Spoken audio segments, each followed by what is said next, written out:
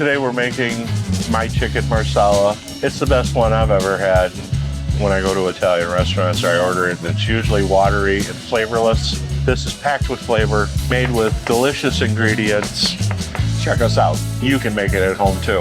Chicken marsala. It's not inexpensive to make, but it's a lot less than you'll pay in a restaurant. If you have these ingredients, you'll be able to make a killer marsala. So to get started, I like to cook my mushrooms separately. So I'm gonna get a little clarified butter in my non-stick pan, just a touch of garlic, some shallots. I'm using cremini, baby portobellos, and shiitake. So I'm using 3 different mushrooms. No salt and a touch of lemon helps offset all the sweetness and savory, richness from the Veal Glace. And it helps keep these mushrooms from getting too dark. So we got that on high heat, we got that going. What I've got is a 6-ounce chicken breast that's fresh, and I pounded them out so they're all the same thickness. A little bit of kosher salt. I used to mix the salt with the white pepper at the restaurant, so it was all good to go right away. White pepper tends to be a little bit snappier than black pepper, and we want that for this recipe. The mushrooms take a long time to cook, and I don't like rubbery, flippy mushrooms in my chicken marsala. So I like to cook, mushrooms have about 80-85% water. So I like to cook most of the water out of the mushroom. So I've got something that has some texture and some concentrated flavor. So I'm taking these chicken breasts, and this is just plain old flour because we've already seasoned them. I seasoned them only on one side. So as most of you already know, we've closed the store down and we're starting to make gelato and soups for the green grocer, and I'm gonna try to talk those gals into maybe taking a look at carrying on the Medusa gelato recipe. I had offered to teach them how to make it and maybe go in there once a week and make soups for them, but that's all something that's just hearsay right now, conversation. But that's kind of what I'd like to do, is continue to be cooking, but between social media and live farm and live streams and writing the cookbook, I felt that the timing was right to put this store to sleep. It really doesn't go exactly the way I wanted it to go, but that's okay. No harm, no foul. I still got an opportunity to do a lot of great cooking, and I got to meet Zach, my video guy, and my daughter and I got to work together for 3 years closely. So in my eyes, it was a winning situation. So as you can see, I used very little butter on this. I used maybe 2 ounces. You could use olive oil if you want, but I have clarified butter, and if I have a choice between 2 items I want to saute with, I'll always choose butter. The clarified butter doesn't burn as quickly as whole butter would. So now those are going. We've got this pan heated up. Going to hit this pan that we're cooking the chicken in with just enough clarified butter. And we're gonna get that nice and hot so we can get a nice color on our chicken breasts and get those cooking. This used to be our song on the website over at Medusa, Jack Straw, so I figured it was a good song to play. So as you can see, what's left of the moisture in this butter is starting to snap. That tells me that this is getting hot. What I want on these mushrooms is I want some color. I want to cook that moisture out of these mushrooms so they don't dilute my sauce. And I don't want them to be floppy like a canned mushroom. I want them to have some chewiness, some texture.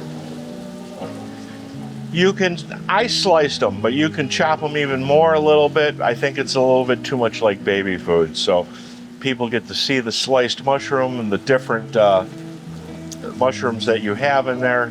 So we get that spread out thin. Try to get it all on the surface of the pan so everything is cooking. As you can see, our oil here is hot because it just started to smoke. We'll make sure we shake off those chicken breasts, get all that excess flour off, otherwise it'll burn. Okay, now we want to tone it down to about medium, okay?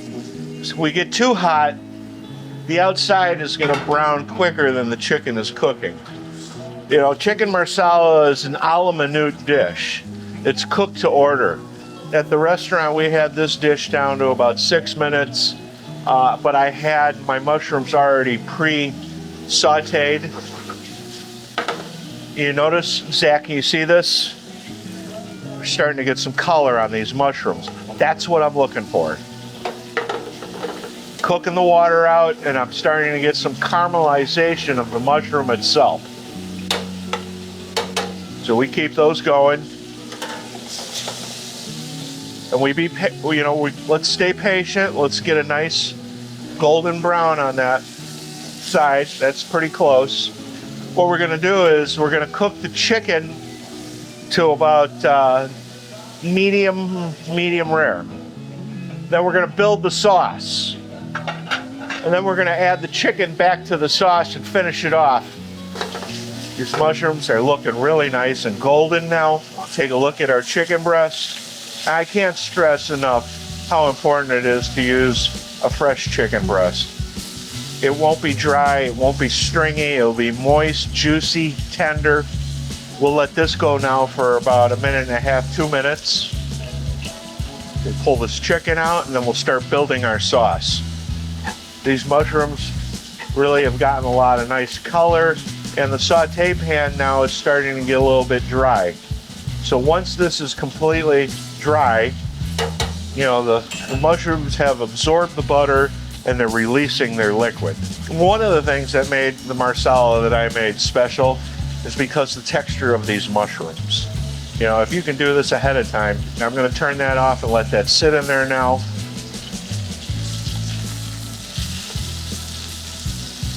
Chicken breast, I just want to go a little bit farther, because if I take them out too soon and I build the sauce and I put the chicken in to finish cooking the sauce, if the chicken isn't cooked enough, then the sauce is going to over reduce and it's going to get too caramely and too sweet. So we want to make sure we get a good cook on this chicken where it's pretty close to medium rare. And as it's sitting on this plate over here, it's going to continue to cook. And, you know, I like to shingle them so the heat from the other breast. All right, now this oil here, we drain out. That's our fond. We like that. We're going to hit this with shallots. We're going to hit this with some garlic. We're going to give this, we just want to sweat this for 10-15 seconds. We don't want to brown it. We don't want any bitterness. So now we hit this with a little white wine. Staying about 2 ounces. And about 1/2 cup of marsala. And then I also have 4 ounces of Veal Glace. Why do you use white wine and marsala? Because I want that citrus, that citric acid from the white wine. You know, we've got savory Veal Glace, we've got sweet marsala wine, we've got the onions and the garlic. We're going to add about 1/4 cup of brown sugar. This is going to bring some sweetness to the table. I like to add just a touch of lemon juice It kind of gives it some brightness, doesn't overwhelm you with all that sweetness and savoriness. Okay, so now we've got our sauce built. All we're gonna add to this now at the end is some salt and pepper to season it. We'll add our chicken breast back. We'll turn this on high. And now we'll poach these chicken breasts the rest of the way. And that should take about 3 or 4 minutes. Like I said, in the restaurant, we had this done ahead of time. I had the marsala and the demi-glace reduced ahead of time. I would cook the chicken breast almost all the way in the saute pan. Then I'd hit it with the marsala base. I'd hit it with the mushrooms, finish it with butter, salt, pepper, boom, out the door.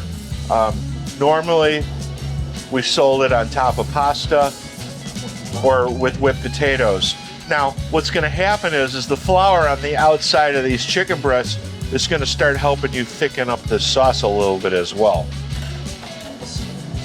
You know, but I'll flip them over like every minute or so, you know, and just poach them nice now. You know, swirling that sauce on top of them to keep them cooking. And it also lets me know where the viscosity of my sauce is at. We're gonna take this to about a thin pancake batter, and then we're going to plate, you know, make sure our chicken is cooked and then plate it.